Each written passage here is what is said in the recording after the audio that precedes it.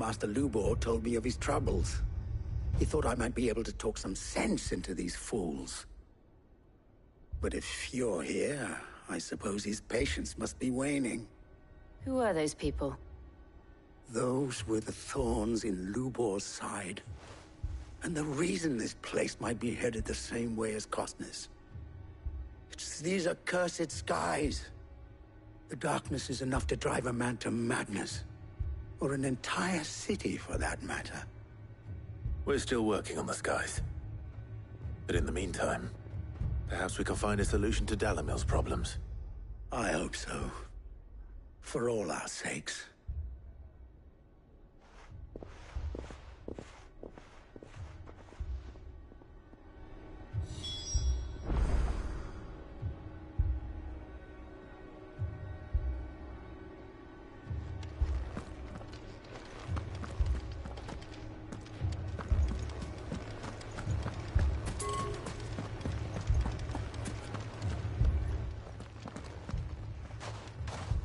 So, you see my predicament?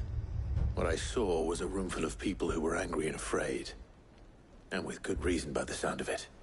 But if left to smolder, that anger and fear could set the entire town alight. My thoughts exactly.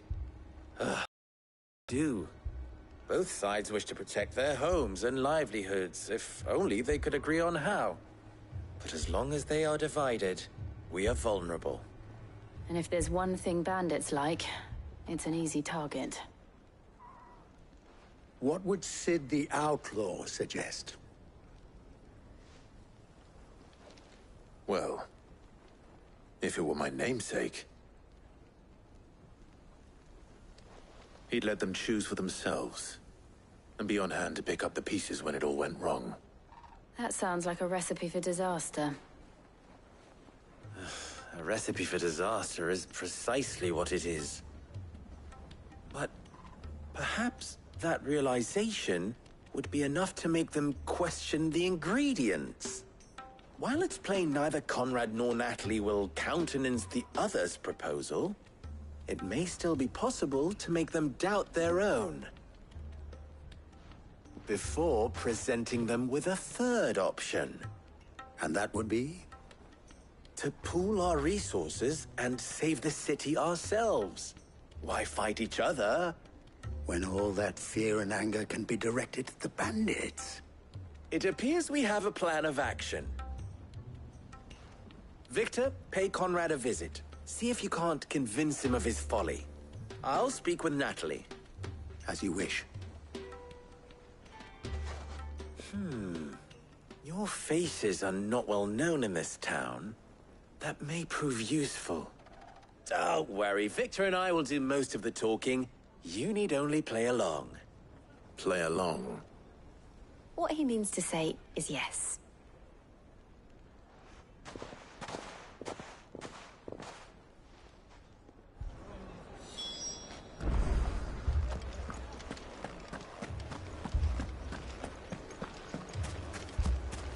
Picture it, Conrad.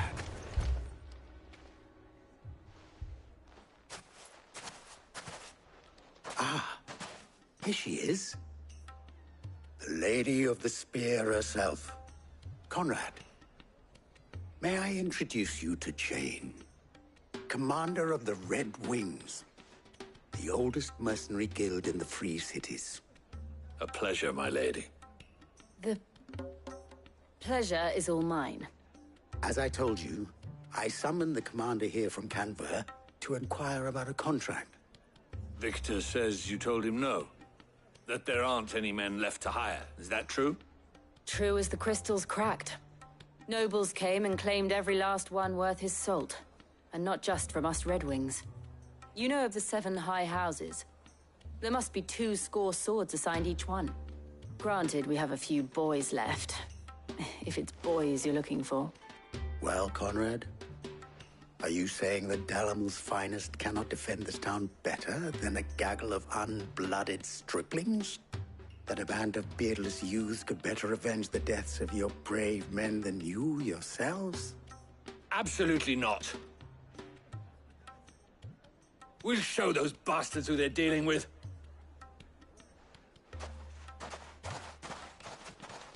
can't believe that actually worked. Conrad's not what you call the brightest candle in the crypt. And there's a reason why I had you do the talking and not Sid. Well played, milady.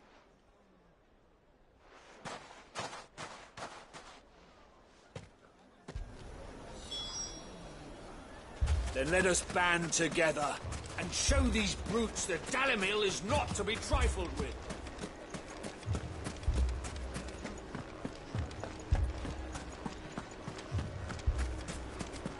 My shop. If I had my pickaxe, I would have... I mean, it may still be possible to buy something. Ah, here he is now. Natalie, allow me to introduce Lord Underhill of Randalar's prestigious League of Merchants. Lord Underhill. At your service. Underhill. I was just telling the good lady of our conversation, my lord, and how you were lamenting the state of the capital's stores. Lubor says that not only are the granaries almost empty, but that war and the Blight mean this season's harvest won't be enough to fill them for winter. Indeed, certainly that is the case. The nobles in the capital are buying up the city's stocks of barley and wine, driving the prices higher than most commoners can afford. It is only a matter of time before the peasants revolt. It is worse than I thought. If what Lord Underhill says is true, I fear we have little hope of supplementing our stores, meager though they regrettably are. And while I applaud your endeavors to dissuade our more bellicose citizens from seeking vengeance, I sense Conrad is not wrong in his assessment of the bandits' likely return. Which means that now, more than ever, we will need to secure what little we still have. Food, weapons, herbs, everything.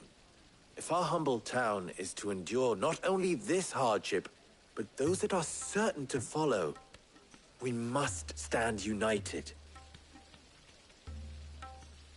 All right. If it will help to protect my home, I'll do it. But you needn't have gone through this charade.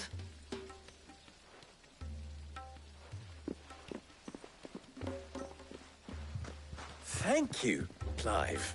Your performance was nothing if not workmanlike. She saw right through it. I didn't say it was good, merely that it produced the desired effect. Now, my scouts should be returning shortly. Meet me back at the Briar's Kiss, and we shall see what we face.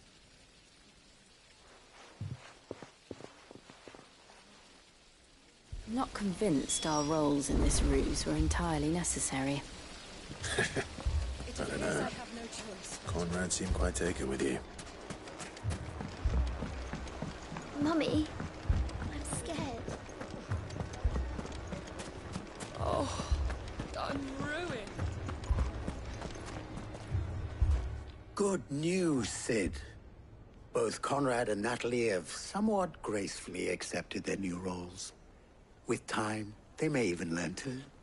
Time no longer appears to be the luxury it was before lunch. I take it your scouts found the bandits. Technically, it would be the bandits who found my scouts. It appears they march for Dalimil as we speak. All of them. You're not serious. They don't just want food, they want the whole damn town.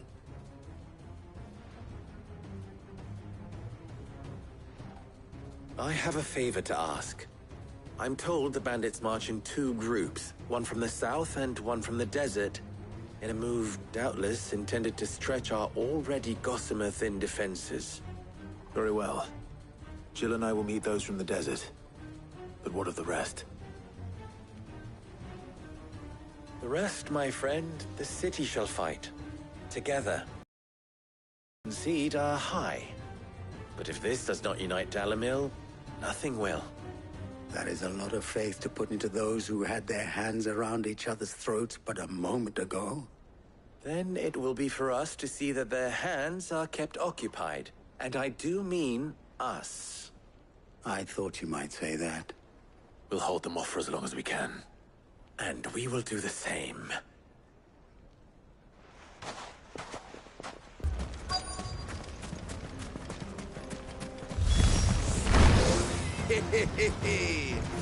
The women folk have come to welcome. It's all yours.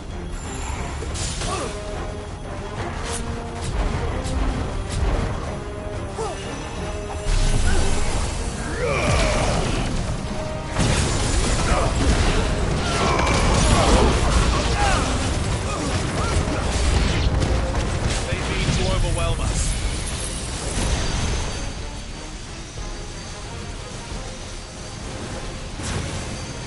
Kogel, kill!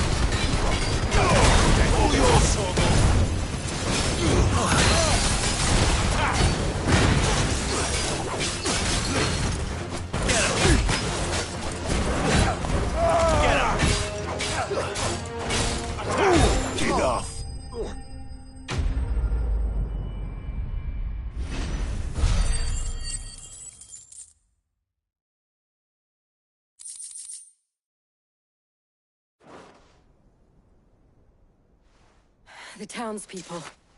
Could they have held out? I don't hear any fighting. What do you think? That we should hurry.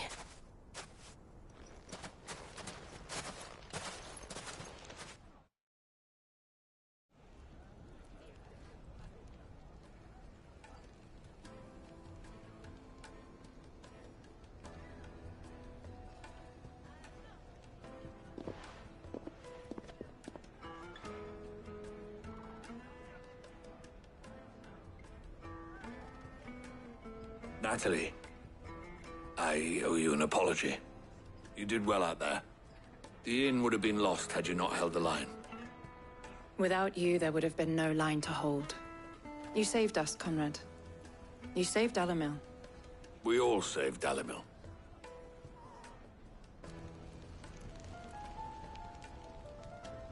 Conrad seems to have had a change of heart. I'd say they both have. I take it from your presence that our visitors from the desert won't be joining us either. Pity. The plan worked, Sid. Granted, it only took an army of bloodthirsty bandits at our gate. Come now, Victor. Why quibble over the details? We are united, and that is all that matters. As for you, Sid, you fight considerably. I'll take that as a compliment.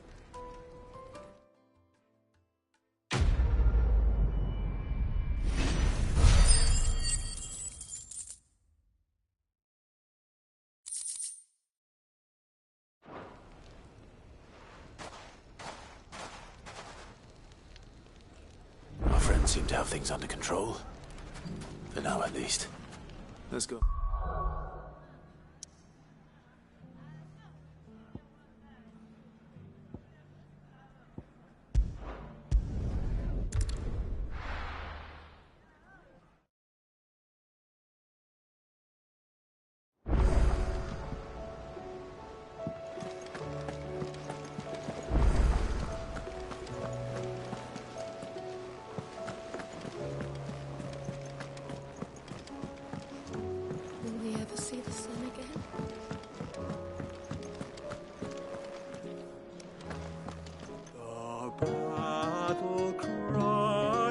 dread worm die, in ruin lies less.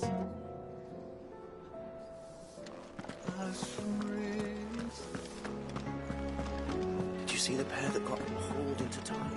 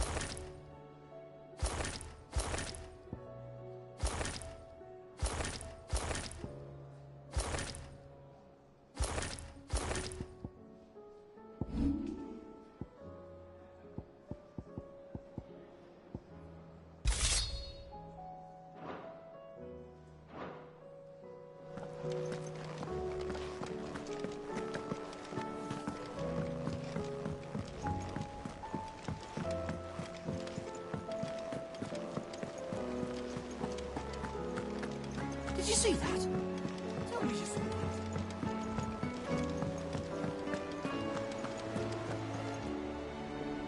Was wondering when you turn up.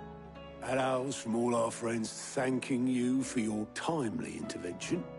How is it you always manage to arrive at just the right moment? Luck, I suppose. Any word on the rest of the realm? Let's see. Storm's still crying out for Mother Crystals. The nations are still in chaos. And the skies are still the colour of a kick in the kidneys 2 days on. So... Right. Clive, we knew this was going to happen. Well, not the bleeding skies part, but you take my point. Now's not the time to second-guess yourself. Now's the time to visit the infirmary. Talia says your brother's awake. Thank you, Otto.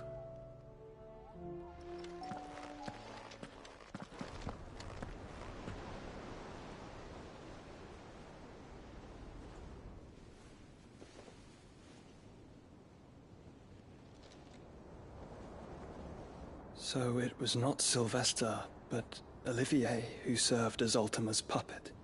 And when Dion learned of this, he sought to slay the fiend.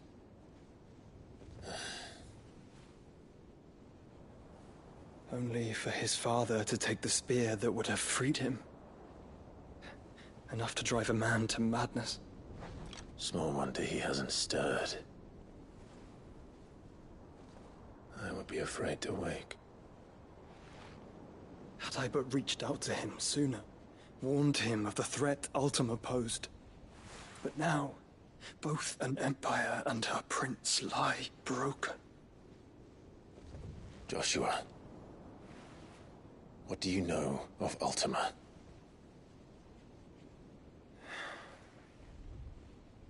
Very little, I'm afraid. Despite my best efforts. 18 years ago, as I lay buried beneath the rubble of Phoenix Gate, it was not death who came for me, but another. And it was while in my rescuer's care, I first heard of Ultima. I've been chasing his shadow ever since. Ultima is driven by some deep, dark purpose, and for whatever reason, it would seem you are crucial to his designs. He will stop at nothing to have you. even if that means toppling an empire. But why me? What possible use could I be to such a creature? That is one of many answers that have eluded me. Yet, I am certain of this. It is not mere chance. You were chosen for a reason. All dominants carry within them the might of an icon. Nigh limitless power that is at once acutely limited. I wield fire, and only fire. And I only ice. 8 wardens for 8 elements. But you, Clive. You are different. You're special. Your abilities begin with the flames of Ifrit. But they do not end there. The fact Ifrit can even exist goes against everything we thought we knew of dominance. Perhaps Ultima has been waiting for one such as you, whose potential is truly limitless. I've encountered that thing several times now. If it or he, as you say, needs me, why hasn't he claimed me as he did the boy? Were I to hazard a guess, I'd say the two of you are somehow incompatible. His mind not properly attuned to your body. His mind? Mind, awareness, spirit, call it what you wish. But I believe Ultima to be an embodiment of the concept. This is why I struggle and fail to contain him here inside me. I'm sorry. Inside you? With every setting sun, I feel my strength wane. And though the Phoenix's flames mend the prison I have made for Ultima, they do so at a cost. We must find a means to bring an end to him before I meet my own. What were you thinking? It was that or let him take Clive. And I've always had a soft spot for my brother. But that doesn't mean you should sacrifice yourself to save me.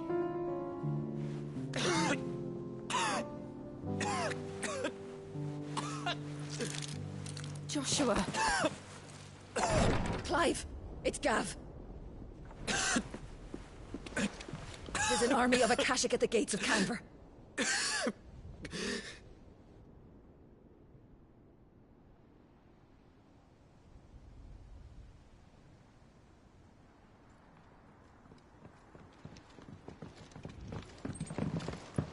Well, what's the short of it?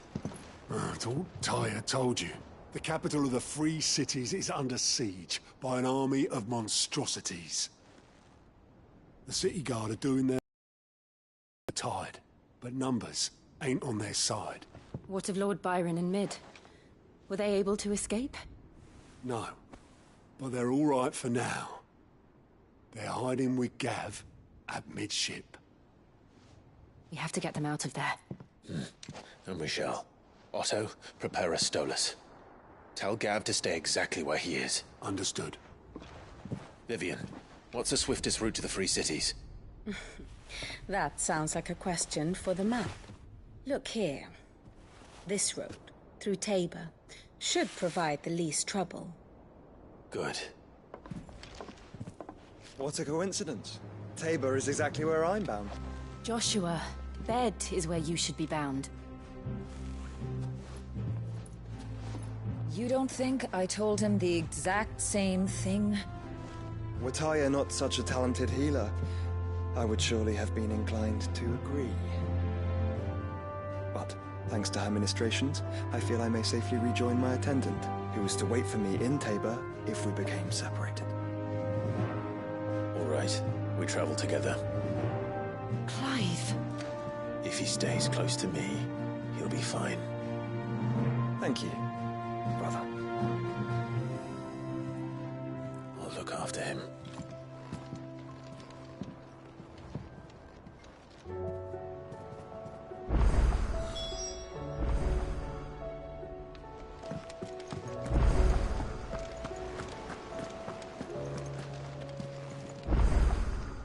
How may I help you today, Clive? Come to claim your just desserts?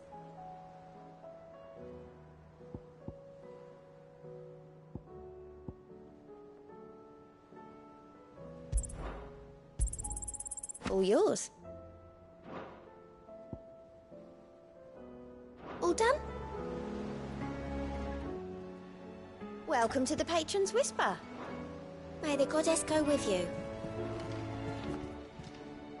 How are you doing? Quick look. Think you can help?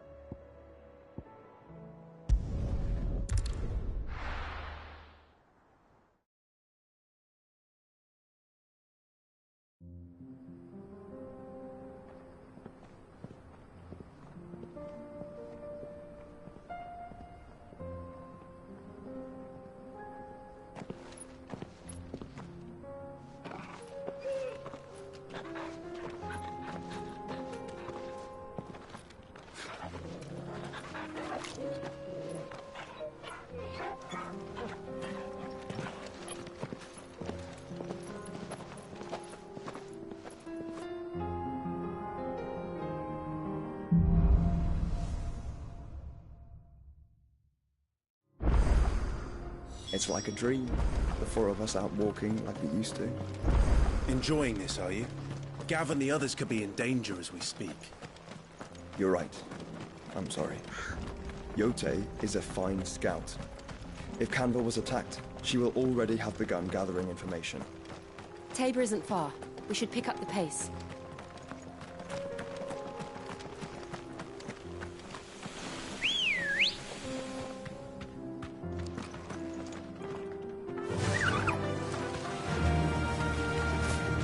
We can use the ruins to cross the ravine.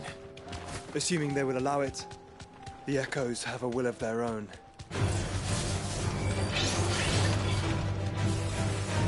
Thanks, Gal.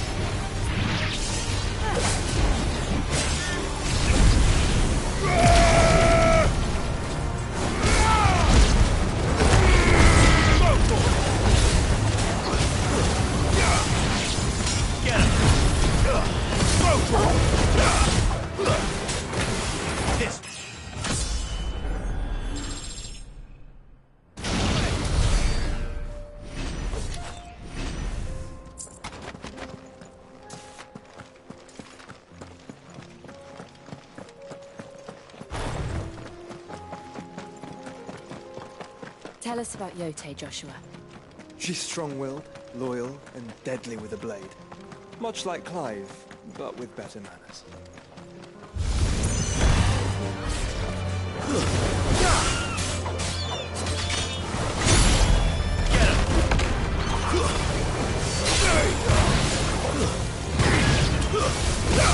It's over!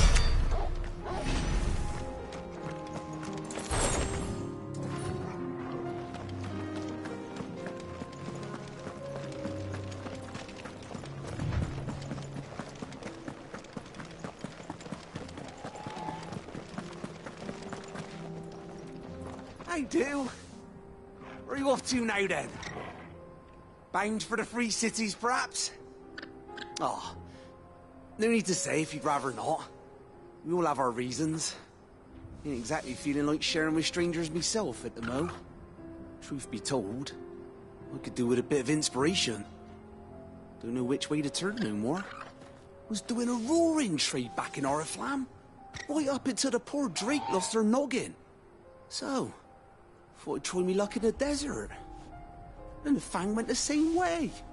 And don't get me started on the mess in the bloomin' Dominion. Suppose I could try Camber next. But knowing my luck, the old place be crawling with the works before I'd even sat out me stall. As I always say, where there's crisis, there's opportunity. The opportunity to mint Gil, that is. So, where to next? Is there any money to be made in Ash? Do orcs even carry Gil?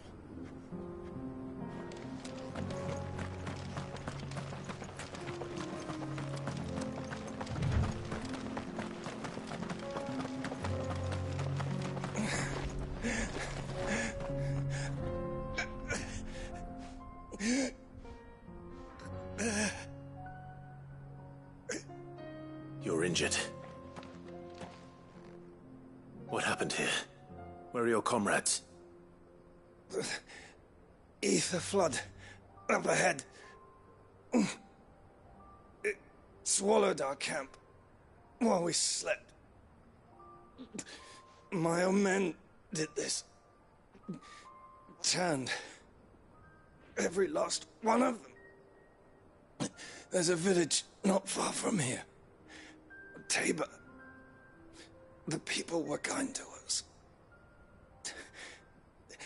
It's only a matter of time before they won't stand a chance. We can't let those monsters reach the...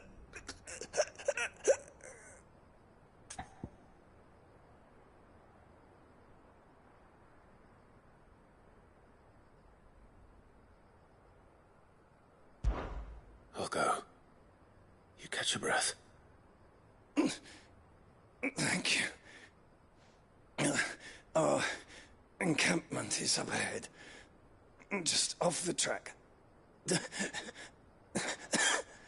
They must not reach Tabor. Forgive me, Lord Kuka. Rest well, soldier.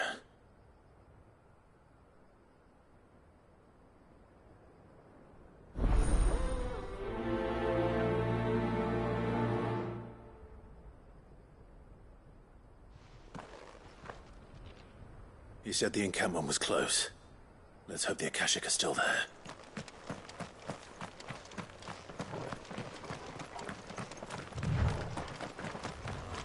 Another ether flood. They're everywhere now. We can't go around it. Then we'll just have to be careful.